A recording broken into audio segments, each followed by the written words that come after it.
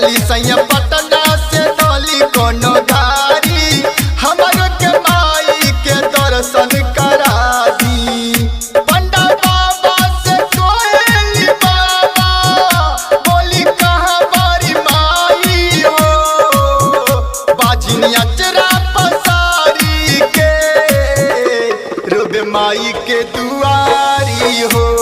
हाय हाय हाय हाय हाय हाय बाजिनी अचरा पसारी के रोबे माई के दुआरी हो।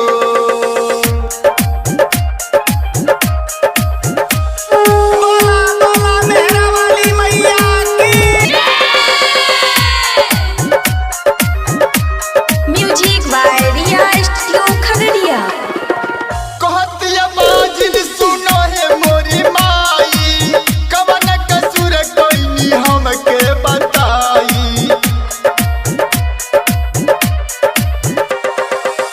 ननद गोतनिया कोहेला बता बजिनिया, गौवा के लोग कोहे बियाई डइनिया। जदी नहीं अबू माई हो अपन गर्दन उड़ाई बहो, बाजिनी अचरा पसारी के रोबे माई के दुआरी हो। हाय हाय हाय हाय हाय हाय बाजिनी अचरा पसारी के रोबे माई के दुआरी हो।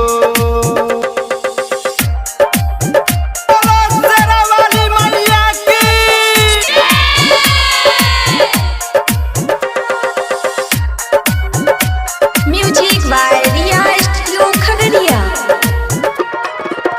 कहते ही बाजिन ले ली सिर चुल उठाई, गर्दन के लगे ले लिया अपन सटाई।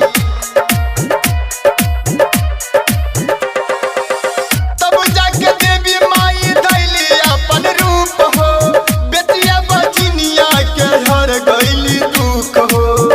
माई सबका पंकज बाके तनी गावे के सिखाई हो, बाजिनी अचरा पसारी के रोबे माई के दुआरी हो। हाय हाय हाय हाय हाय हाय बाजिनी अचरा पसारी के रोबे माई के दुआरी हो। सुनेले कि थावे में होला भीड़ भारी, चुनरी चढ़ावे खातिर माई के दुआरी। चली सैया पटना से डोली कोनो गाड़ी हमारो के माई के दर्शन करा दी। पंडा बाबा से कोहेली बाबा बोली कहाँ बारी माई हो, बाजिनी अचरा पसारी के रोबे माई के दुआरी हो।